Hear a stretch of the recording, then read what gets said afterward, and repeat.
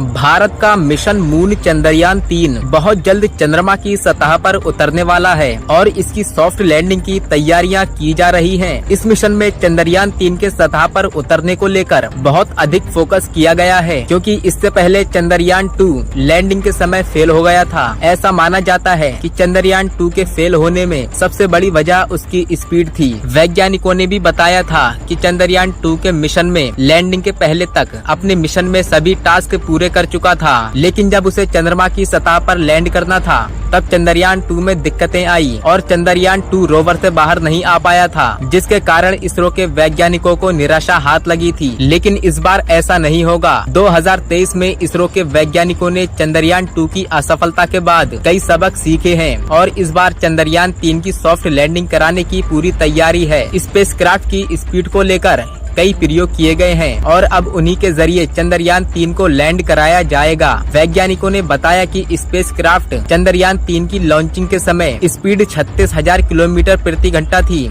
वहीं जब इसे ऑर्बिट में पहुंचाया जाता है तब इसकी स्पीड 6,000 किलोमीटर प्रति घंटा रखी जाती है। इस स्पीड को धीरे धीरे बहुत कम कर दिया जाता है। लैंडिंग के समय स्पेसक्राफ्ट की गति करीब 11 किलोमीटर प्रति घंटा रखी जाएगी। वैज्ञानिकों का कहना है कि स्पेसक्राफ्ट की गति को ब्रेक लगाने के लिए थ्रस्ट का इस्तेमाल किया जाता है। इसमें इंजन को थ्रस्ट दिया जाता है और उसके जरिए स्पीड को कम किया जाता है। चंद्रयान 2 के समय इसी थ्रस्ट देने में गड़बड़ी हो गई थी और पूरा मिशन फेल हो गया था। चंद्रयान 2 की लैंडिंग के पहले उसकी स्पीड को कम करने के लिए थ्रस्ट दिया गया था, लेकिन ये ज्यादा थ्रस्ट के कारण गड़बड़ी हो गई थी। उस समय चंद्रयान 2 की लैंडिंग फेल हो गई थी। वैज्ञानिकों ने इस बार थ्रस्ट को लेकर कई बातों का ध्यान रखा है। वो स्पीड कम करने के लिए थ्रस्ट का ही प्रयोग करेंगे, लेकिन साथ ही कई संभावना को ध्यान में रखते हुए उनके हल भी सोचे गए हैं। इस बार थ्रस्ट को लेकर खास प्लान तैयार किया गया है और इस बार हमारा चंद्रयान 3 हर हाल में सॉफ्ट लैंडिंग करेगा। भारत के चंद्रयान 3 के बाद अब रूस ने भी मून मिशन के लिए कमर कस दी है। रूस 47 साल के बाद चंद्रमा मिशन के लिए अपना अंतरिक्ष यान धरती से भेजने की पूरी तैयारी कर चुका है।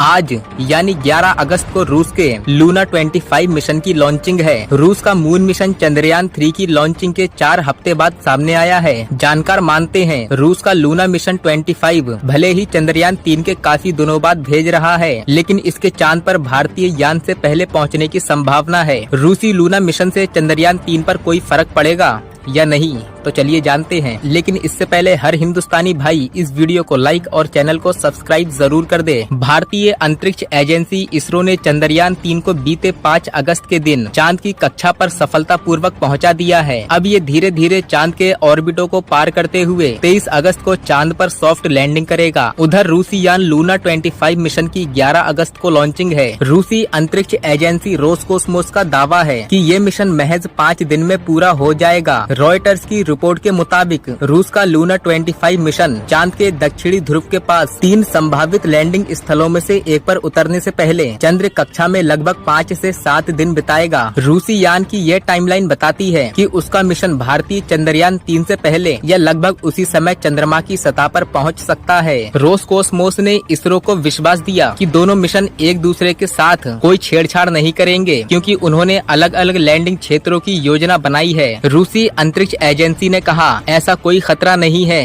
कि वे एक दूसरे के साथ छेड़छाड़ करें या टकराएं। चंद्रमा पर सभी के लिए पर्याप्त जगह है। संयुक्त राज्य अमेरिका की अंतरिक्ष agency national aeronautics and space administration के अनुसार लूना 25 मिशन का उद्देश्य चांद के ध्रुवीय रेजोलिथ की संरचना और चंद्र के प्लाज्मा और धूल घटकों का अध्ययन करना है, जबकि इसरो बता चुका है कि चंद्रयान 3 का लक्ष्य चंद्रमा की सतह पर सुरक्षित और सॉफ्ट लैंडिंग करना है। रूस के लूना 25 के लैंडर में 4 पैरों वाला बेस है, जिसमें लैंडिंग रॉकेट और प्रोपेलेंट टैंक हैं। एक ऊपरी डिब्बे में सौर पैनल, संचार उपकरण, ऑनबोर्ड कंप्यूटर और वैज्ञानिक उपकरण है, जबकि चंद्रयान 3 में एक स्वदेशी लैंडर मॉड्यूल, एक प्रोपल्शन मॉड्यूल और एक रोवर शामिल है। रोवर चंद्र सतह के रासायनिक विश्लेषण के लिए वैज्ञानिक पेलोड से सुसज्जित है। लूना 25 की लैंडिंग चंद्रमा के दक्षिणी ध्रुव के पास है, जबकि चंद्रयान 3 का लैंडिंग स्थल दक्षिणी क्षेत्र में विशिष्ट चंद्र निर्देशांक पर स्थित है, जिसका आयाम 4 किलोमीटर इंटू 2.4 किलोमीटर है।